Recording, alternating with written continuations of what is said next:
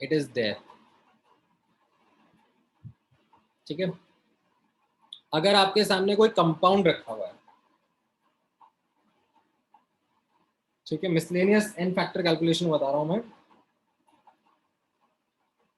Non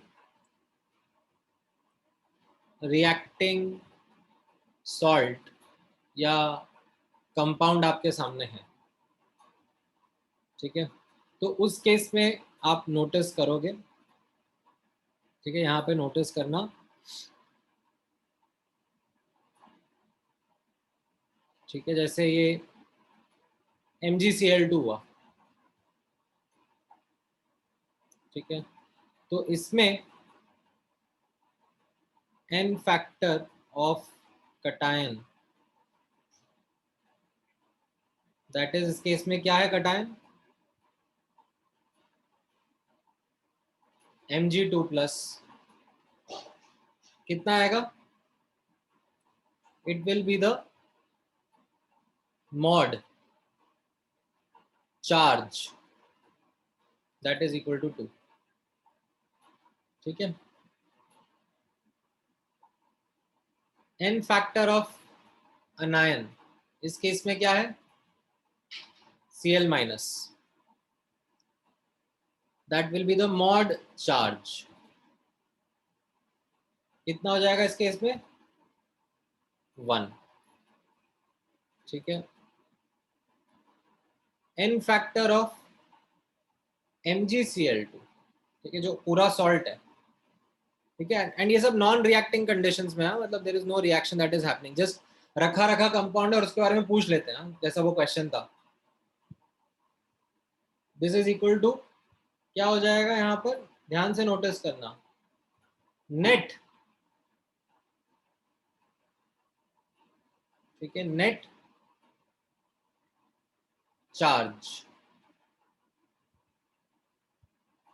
ठीक है, net charge मतलब नेट कटायनिक या net anionic charge, I would say, ठीक है, नेट वर्ड इंपॉर्टेंट है, कटायनिक और अनायनिक चार्ज, ठीक है, तो यहाँ पर कितना रहेगा, ये Mg+2 है और Cl-1 है, लेकिन 2 एटम है, तो या तो आप कटायनिक लो या अनायनिक लो और उसका मॉड ले लो, और ये आपका इस तरीके से डिस्क्राइब होगा। समझ में आया?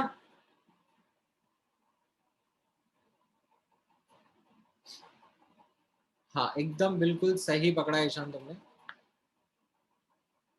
दैट इज द अजम्पशन, ठीक है, तो जैसे यहाँ पर अभी मैं आप लोगों के साथ में डिस्कस कर रहा था Fe2O3, ठीक है, तो यहाँ पर if I ask you n factor of Fe कितना रहेगा यहाँ पर, 2,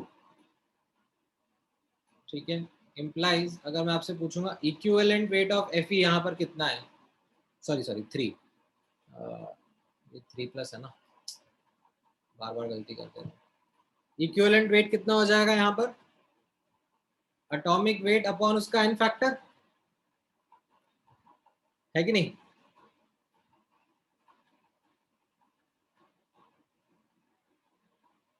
okay, n factor of oxygen कितना रहेगा यहाँ पर, 2, जो भी चार्ज था ऑन द अनायन, तो इक्विवेलेंट वेट ऑफ ऑक्सीजन, ठीक है, इन Fe2O3 will be what, 16/2 atomic weight upon n factor, है ना, समझ में आ रहा है ना, और अगर मैं आपसे पूछूंगा n factor of Fe2O3 what will be your answer, net cationic या नेट अनायनिक चार्ज, तो यहाँ पर नेट, ये नेट वर्ड इंपॉर्टेंट है, आयरन के कितने एटम्स है, 2, और हर पे +3 चार्ज था, या फिर ऑक्सीजन पे चले जाओ, ठीक है, तो यहाँ पर अगर मैं पूछूंगा इक्विवेलेंट वेट ऑफ Fe2O3 कितना होगा, तो आपका आंसर कितना रहेगा, 160/6, समझ में आई? Molecular weight upon n factor. Is this clear?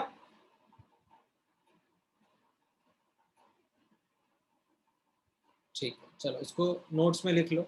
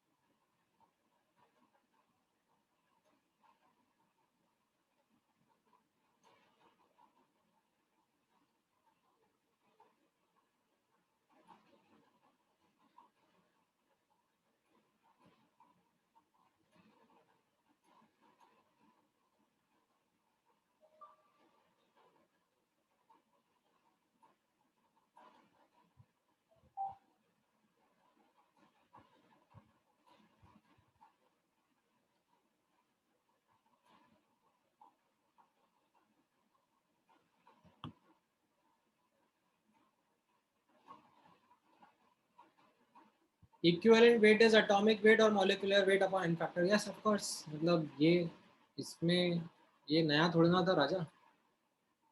तुम तो मेरे पढ़ाई पे पानी फेर रहे हो. ये चीज़ तो अपन सदियों से करते आ रहे हैं. कहाँ गया वो? रह गया वो. आई थिंक पहले था या यहाँ पे था. हाँ, यहाँ पे सीखा था ना.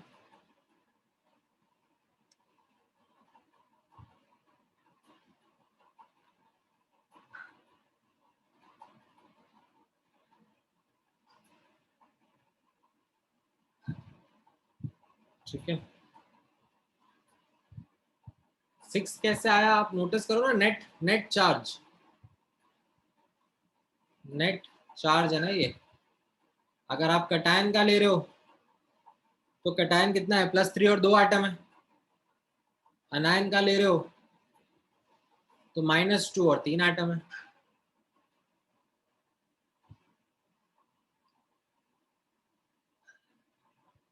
समझे?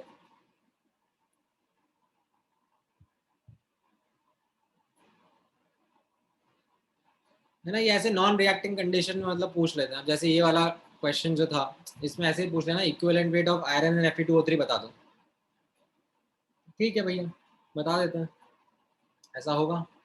Equivalent weight will be atomic weight upon उसका बैलेंस या उसका एन फैक्टर, जो भी अपन लोग बोलते हैं. आ रहा है समझ में अभी 13 वाला?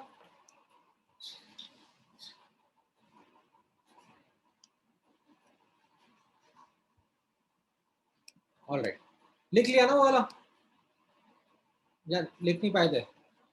हैव यू कॉपीड दिस और नॉट?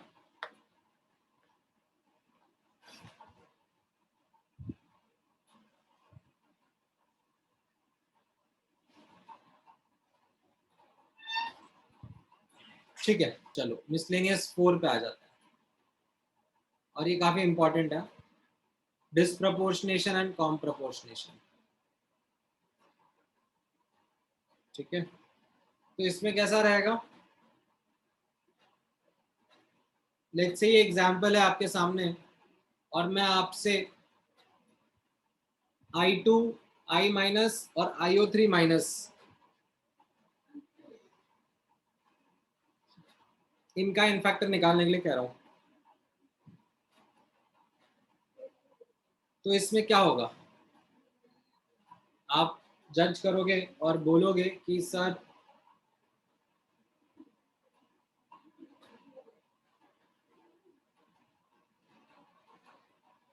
I2 जो है वो तो मिसलेनियस केस 4 हो गया,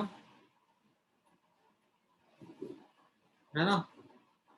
और I- और I2 तो ये IO3- तो सिंपल वाले हो गए हमारे. तो इन पे तो हमने डेफिनेशन अप्लाई कर दी एज इट इज. और इसका इन फैक्टर 1 और इसका इन फैक्टर 5 आ गया. बट I2 में it is not matching the simple case. इसमें तो आयोडीन खुद ही ऑक्सीडाइज खुद ही रिड्यूस भी हो रहा है.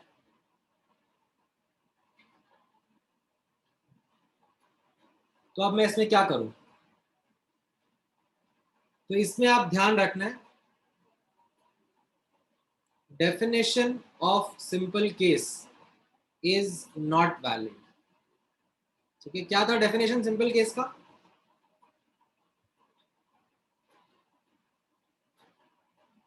What was the definition of n factor in simple case? जल्दी जल्दी मुंह खोलो, फटाफट बताओ।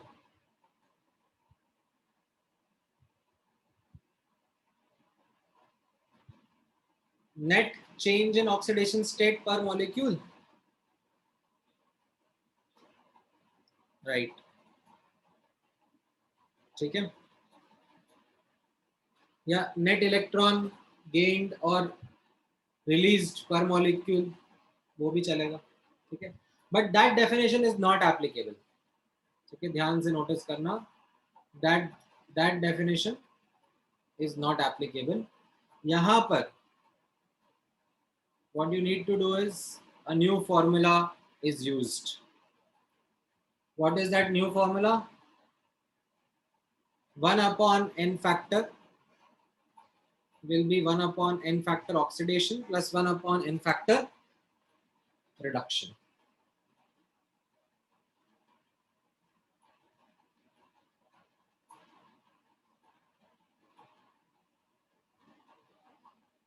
ठीक है,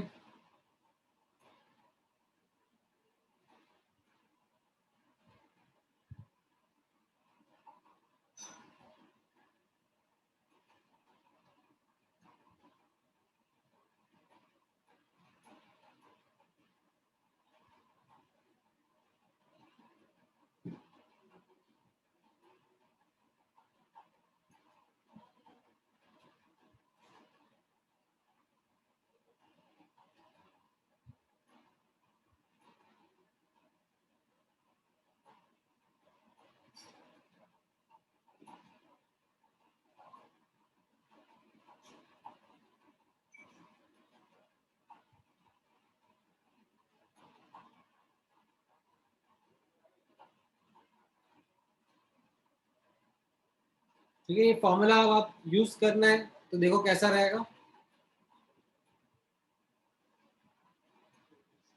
I2 के ऊपर ही लगाना है ये। ठीक है, n फैक्टर ऑक्सीडेशन I2 पर ही लगाना है। तो I2 पे ऑक्सीडेशन अगर मैं देख रहा हूं तो 0 से कहां जा रहा है? 5। कितना चेंज आ गया? 5 का। और कितने आइटम है I2 में? 2 आइटम है आयोडीन के, तो 1 अपॉन 5 इंटू 2। I2 पर ही रिडक्शन देखना है मुझे। I2 का रिडक्शन कितना हो रहा है? 0 से कहां जा रहा है? -1। तो कितने का चेंज हो गया? 1 का। और कितने आइटम्स है? 2। उसको सब्स्टिट्यूट करो और यहाँ से आपका ये n फैक्टर 5/3 आ जाएगा। ठीक है, अब आप अगर पूछोगे कि सर आ कहाँ से रहा है फॉर्मूला, ठीक है, वैसे तो भला इसी में है कि आप ये फॉर्मूला याद कर लो। ठीक है, but still out of curiosity से इफ यू आर आस्किंग कि फॉर्मूला सर कहाँ से आता है, तो यहाँ पर नोटिस करना क्या लिखा है? Force fitting of law of chemical equivalence. What is meant by force fitting of law of chemical equivalence? आप नोटिस करना, अगर ये ऊपर का रिएक्शन है, ठीक है, इसको ध्यान से नोटिस करना, इसको मैं बैलेंस्ड फॉर्म में लिख लूंगा, तो ये इसका बैलेंस्ड है, बैलेंस्ड रिएक्शन है। अब इसमें मोल कंसेप्ट तो मुझे बताता है moles upon coefficient equal two moles upon coefficient equal two moles upon coefficient करा जा सकता है। एंड इक्विवेलेंस कॉन्सेप्ट मुझे क्या बताता है? इक्विवेलेंस इक्वेट कर सकते हो, राइट? तो मैं मोल्स को क्या लिख सकता हूँ? इक्विवेलेंस अपॉन एन फैक्टर, ऐसा लिख देता हूँ। यहाँ ऊपर मोल्स ऑफ I2 की जगह मैं क्या लिख सकता हूँ? Equivalence of I2 upon it's an factor, equivalence of I minus upon it's an factor, equivalence of IO3 minus upon it's an factor. ये I माइनस और IO3 माइनस के एन फैक्टर तो मुझे पता है, और ये इक्विवेलेंट बराबर होते हैं तो इक्विवेलेंट कट कर दूंगा, मेरा एन फैक्टर का आंसर 5/3 आ जाएगा। ठीक है, तो यहां से भी मैं एन फैक्टर निकाल सकता हूं, which is what is being done in the formula as well. ठीक है, चलो पहले आप इतना लिखो, फिर मैं वो फोर्स फिटिंग वाला भी समझाता हूँ क्या था कैसा, दोबारा से। इतना लिख लिया?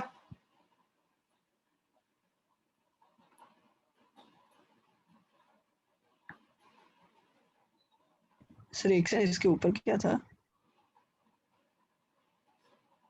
Disproportionation, comproportionation, miscellaneous case 4, n factor calculation जो हम डिस्कस कर रहे हैं उसमें।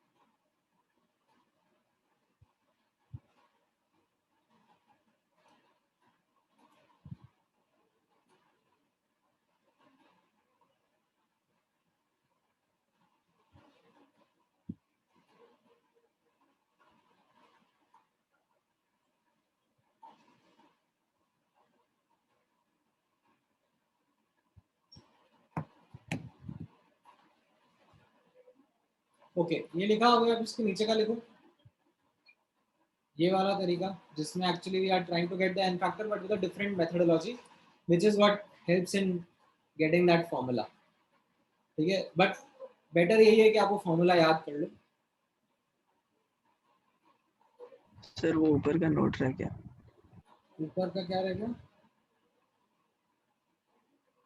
सर बस हाँ।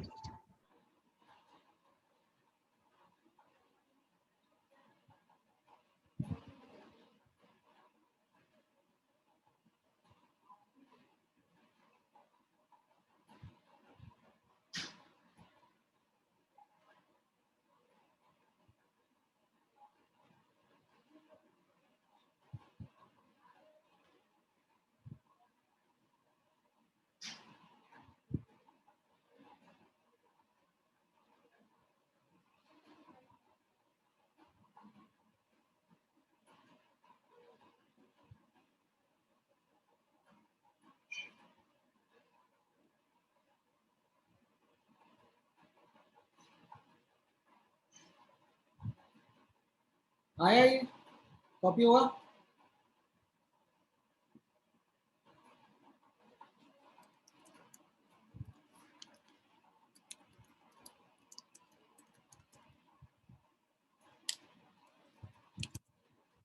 ऑलराइट, ठीक है,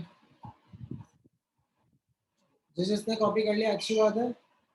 ये वाला क्वेश्चन ट्राई करो और मुझे सबके एन फैक्टर बता दो, रिडॉक्स स्पीशीज के बेसिकली क्या क्या एन फैक्टर रहेंगे।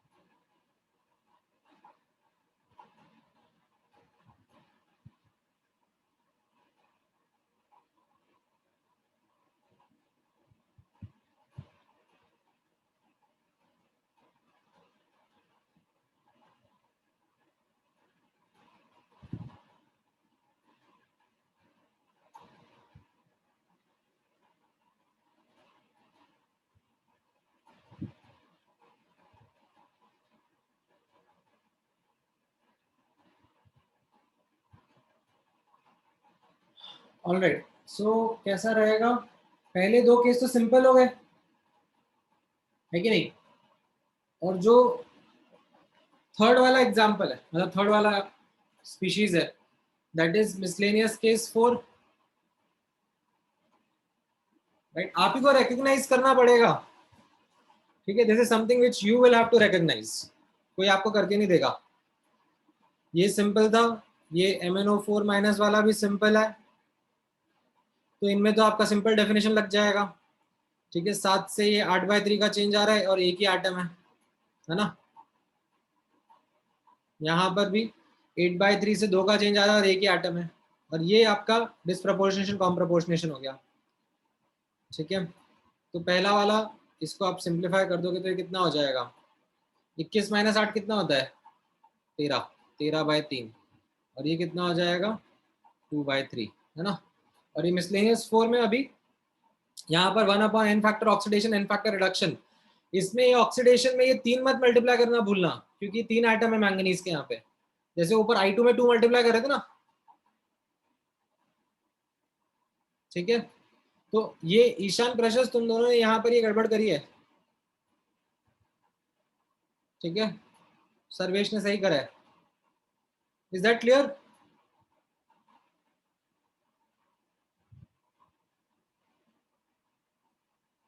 चलो, जिसने नहीं कर पाए सही से अच्छे से कॉपी करो, इसको समझो कैसे करना है, और ये अगले वाले में बताओ मुझे सबके एन फैक्टर क्या रहेंगे। Tell me the N factor of the remaining, ठीक है? Actually I should stop showing you the oxidation states.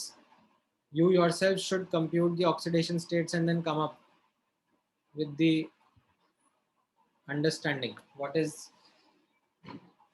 which case.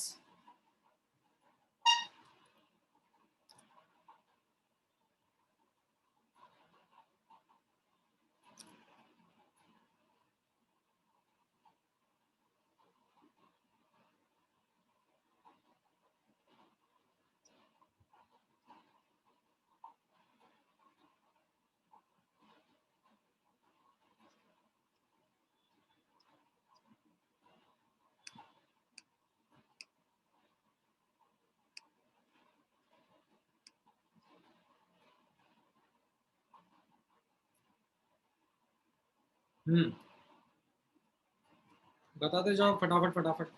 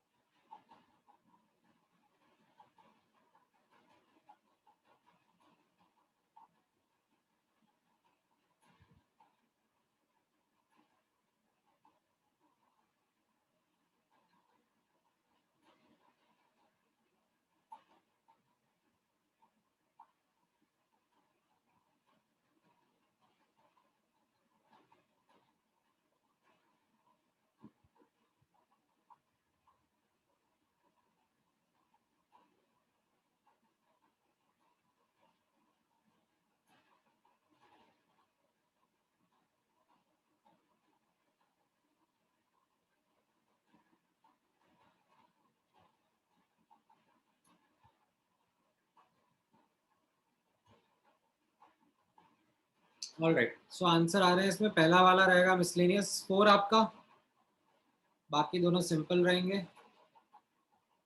And in factor आ जाएगा 1, H2O का 1 और O2 का 2।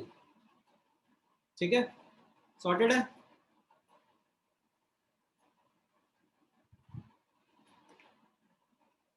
चलो गुड। नेक्स्ट आप देखना फिफ्थ वन। ठीक है, मिसलेनियस केस 5 हो जाएगा ये आपके लिए। Intramolecular redox reaction, you remember intramolecular redox reaction क्या होता था?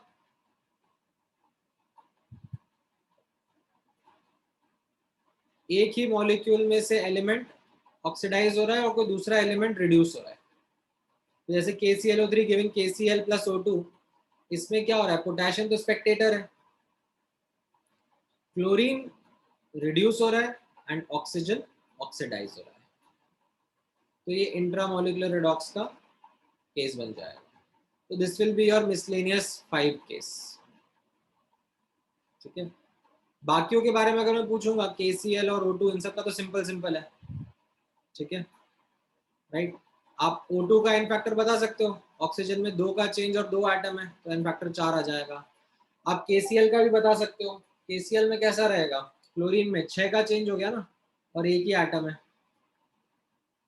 ठीक है, ये मिसलेनियस 5 को कैसे निकालोगे? मिसलेनियस 5 को निकालने के लिए वापस से यहाँ पर नोटिस करना, definition is not applicable, a formula needs to be used, and that formula comes from force fitting the law of chemical equivalence, which is what we have been using। ठीक है, जो अभी अपन थोड़ी देर पहले मैं बता रहा था कि हम लोग डिस्कस करेंगे। N factor can be taken as N factor oxidation या एन फैक्टर रिडक्शन। ठीक है, दोनों सेम ही आएंगे यहाँ पे। तो जैसे ऑक्सीडेशन, ऑक्सीजन का हो रहा है ना, -2 से 0 जा रहा है, तो कितने का चेंज आ रहा है? 2 का, और कितने एटम है? 3, तो 2 का चेंज इंटू 3 के 3 एटम्स 6 आ गया। या फिर क्लोरीन के बारे में देखो, क्लोरीन का रिडक्शन हो रहा है, +5 से -1 जा रहा है, 6 का चेंज आ रहा है और एक ही एटम है। ठीक है, समझ में आया ये कैसे यूज करना है? फटाफट कॉपी करो।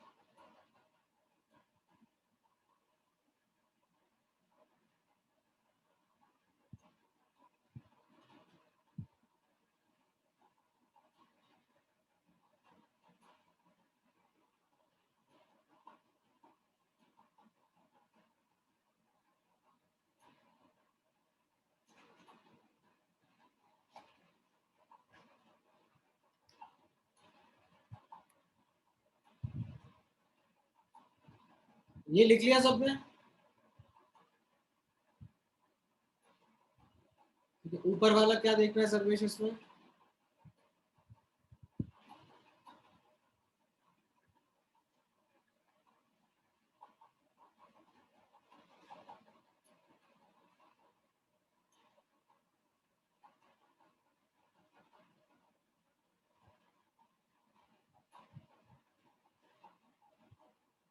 1/1 × 2 + 1/2 × 2 थोड़ा ना होगा। ऑक्सीजन का चेंज -1 से 0 ही तो जा रहा है, एक का ही तो चेंज आ रहा है।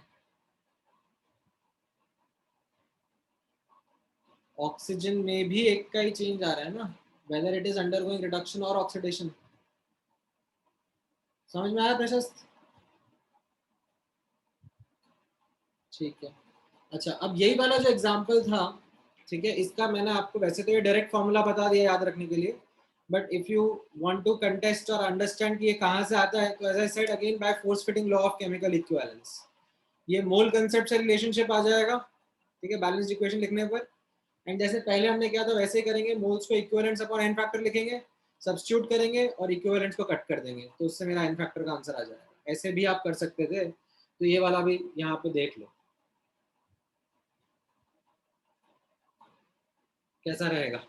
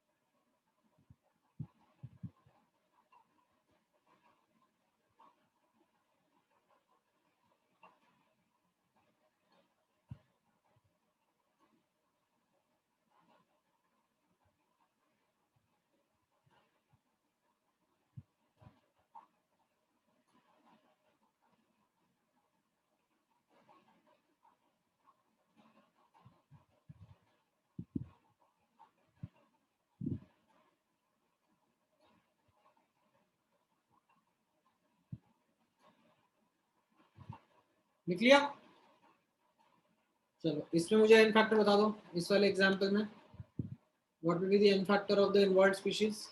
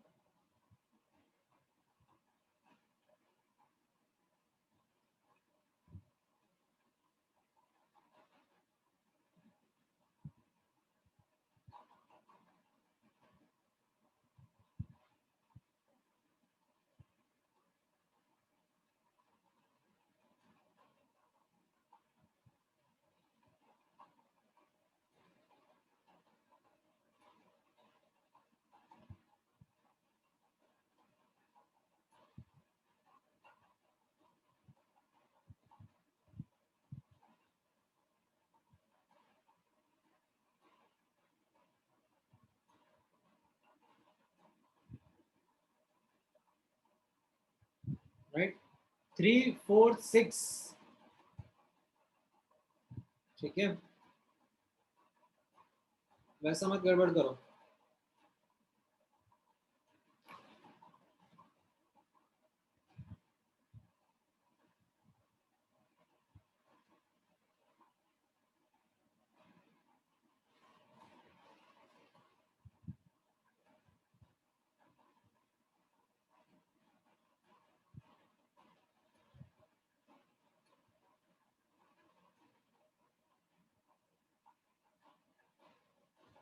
हाँ, सिंपल सिंपल, और फिर ये वाला मिसलेनियस 5 हो गया आपका,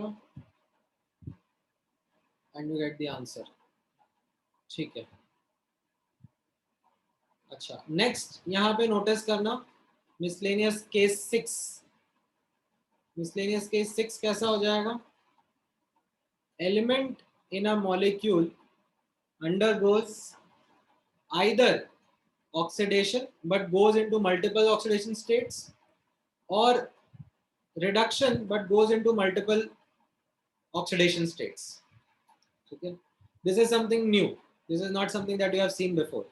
जैसे आप यहाँ पे नोटिस करोगे ये वाला एग्जाम्पल, ठीक है, फिर नोटिस दिस एग्जाम्पल, इसमें KMnO4 में you will find manganese, potassium oxygen तो स्पेक्टेटर है, मैंगनीज जो है वो +7 से चुपचाप +2 में जा रहा है, ठीक है, it is not doing anything funny, very easy, +7 से +2 जा रहा है, will call it a simple case. In HCl you will notice that chlorine is going from -1 to some places where it is -1 only and some places where it is 0. So it is doing this thing which is then in the miscellaneous 6 heading, that element is undergoing reduction या oxidation, ठीक है, that is undergoing oxidation, -1 से कुछ -1 में रह गए और कुछ 0 में चले गए।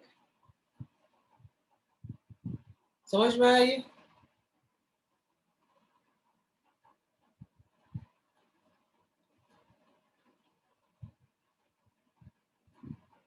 क्या मिसलेनियस है और क्या सिंपल है? Is that clear?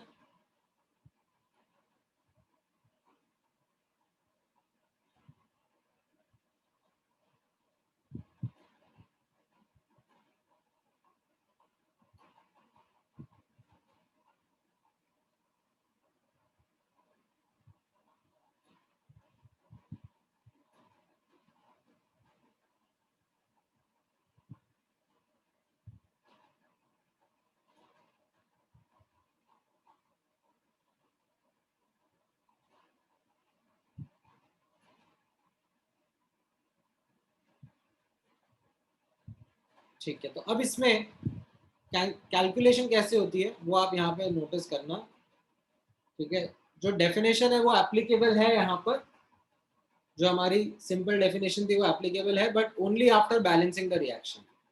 So this is kind of a little weird, because अगर बैलेंसिंग ही करनी थी तो फिर एन फैक्टर क्यों निकालना है, ठीक है, बट है ऐसे क्वेश्चन है बुकलेट में। तो यहाँ पर क्या करना पड़ा आपको, डेफिनेशन आप लगा सकते हो, क्या था डेफिनेशन?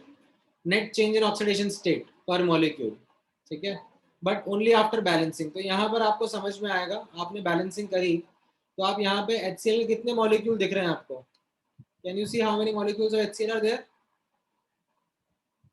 16, ठीक है, तो 16 क्लोरीन एटम्स जो है, ठीक है, यहाँ पे आप नोटिस करना, 16 में से आप यहाँ पे नोटिस करोगे 16 क्लोरीन एटम्स में से 6 जो है वो तो -1 के -1 में रह गए, यहाँ राइट हैंड साइड पे नोटिस करना, ये 2 और ये 2 × 2 4, ये -1 के -1 में रह गए, और 10 के साथ में, ठीक है, 5 × 2 10 अंडरवेंट अ चेंज ऑफ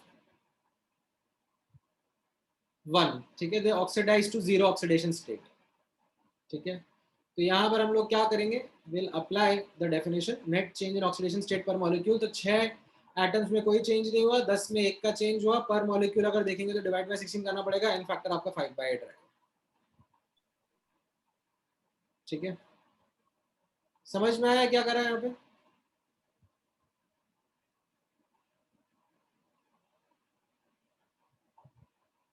लिख लो एक बार, लिख लिख के समझ में आ जाएगा।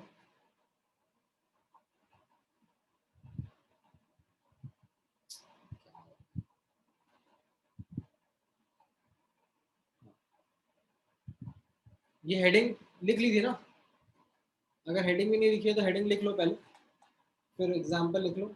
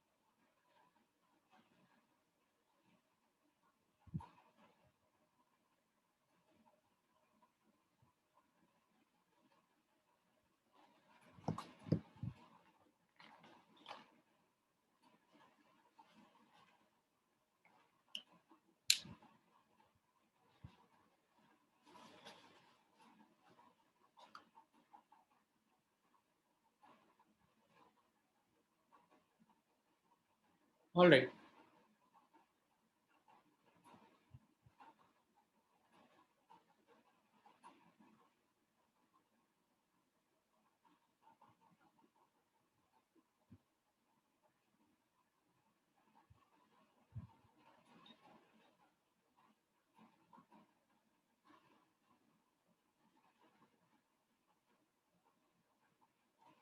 लिखा ये?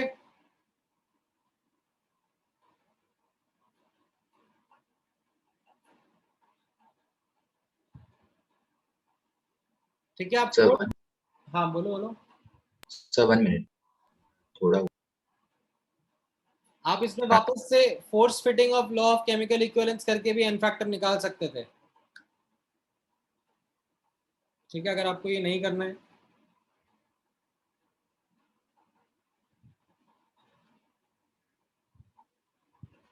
ट्राई करके देखो, अगर आप फोर्स फिटिंग करके निकाल सकते हो तो। आपको मैंने इतने सारे बता दिए एग्जांपल करके, देखते।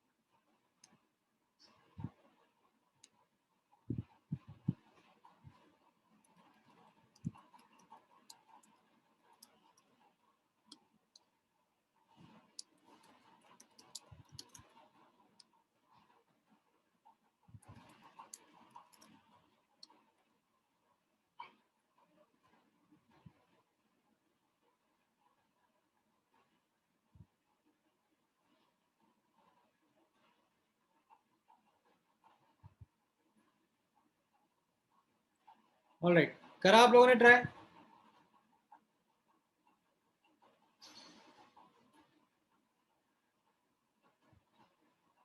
ठीक है, यहाँ पे आ रहा है ये फोर्स फिटिंग करके भी आप कर पाओगे। Like you take any simple one, like जैसे आपने KMnO4 का एन फैक्टर निकाल लिया, वो 5 है, और HCl का आपको निकालना है, तो आप moles upon coefficient equal two moles upon coefficient लिख दो यहाँ पर, और फिर मोल्स की जगह लिखो इक्विवेलेंस अपॉन एन फैक्टर, तो आपको एन फैक्टर HCl का पता पड़ जाएगा। समझ में आई?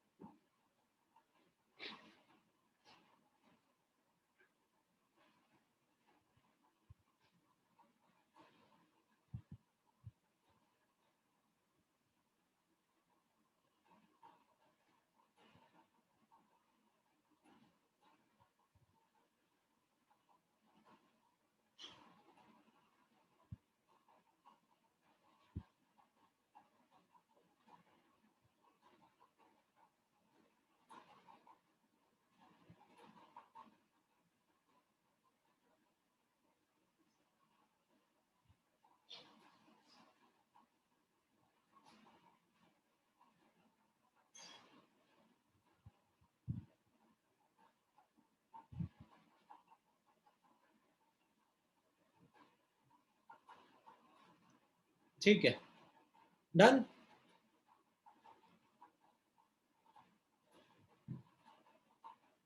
चलो एक एग्जांपल कर लो, last example, before we close our discussion for the day. इस क्वेश्चन में सारे के सारे स्पीशीज का एन फैक्टर निकाल दो फटाफट फटाफट।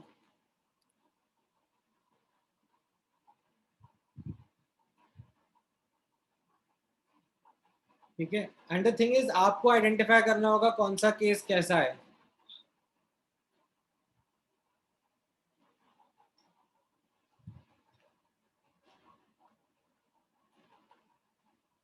ठीक है, इसकी थोड़ी बहुत और प्रैक्टिस कराता हूँ मैं आप लोगों को ऑन मंडे, एंड देन फिर आप उसके क्वेश्चंस प्रैक्टिस कर लेना। आप लोगों का एमटी कब है?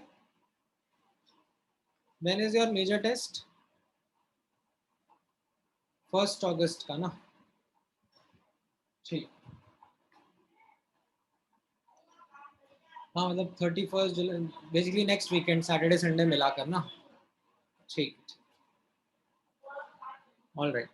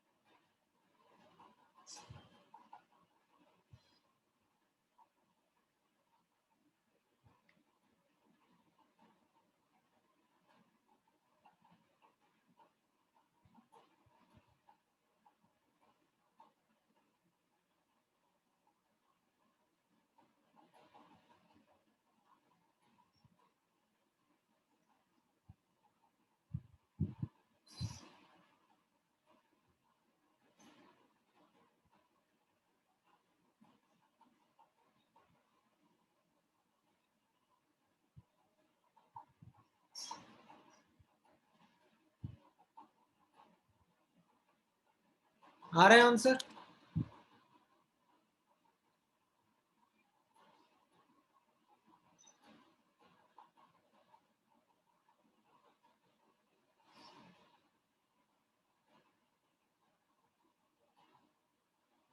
ठीक है, ये आ रहा है आप सबका? बाकी सारे केस सिंपल है, ये HCl वाला मिसलेनियस 5 है।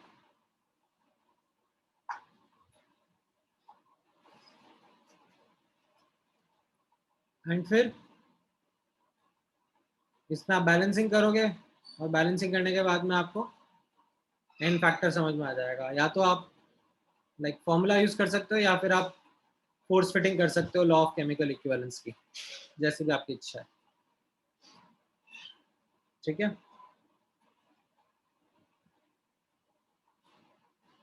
कहाँ गया ये इसका? हाँ, ठीक है, मंडे को अपन पढ़ेंगे एमटी के रिवीजन क्वेश्चन। एमटी के लिए क्या रिवीजन क्वेश्चंस करोगे? तुम लोगों का सिलेबस टाइमली चलना चाहिए। अब जो रिवीजन होगा वो एमटी में होगा।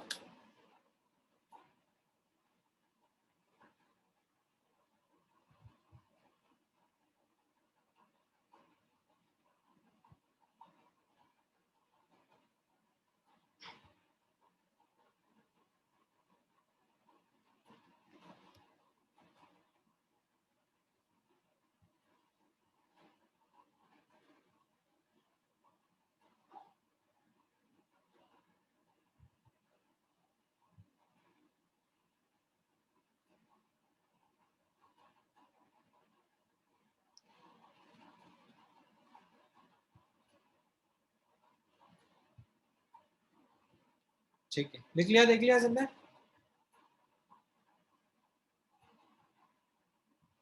हाँ, क्या कह रहे हो कृष्णा? मिसलेनियस केस 4 के पहले के एग्जांपल्स।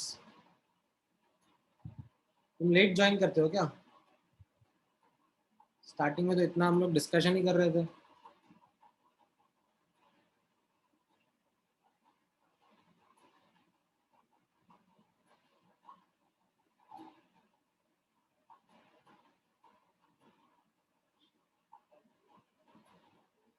ठीक है, बस दिखाता हूँ, इतना ही पढ़ेंगे हम लोग, आगे का नहीं पढ़ेंगे, बस आज इतना काफी है।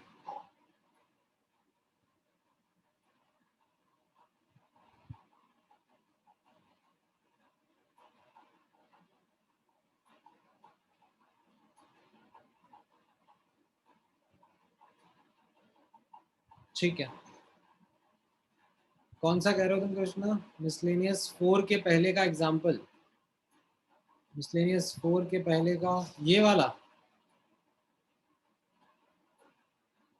अच्छा, ये जो मैंने कॉपी करे थे वहां से। ओके ओके ओके, हाँ ठीक है, लिख लो इनको।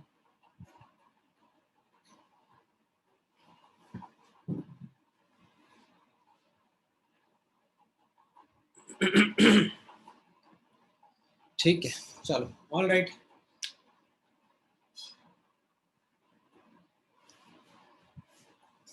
डाउट्स वाला पीडीएफ चाहिए तुम लोगों को? भेज दूंगा, चलो ठीक है, डाउट्स वाला आई सेंड।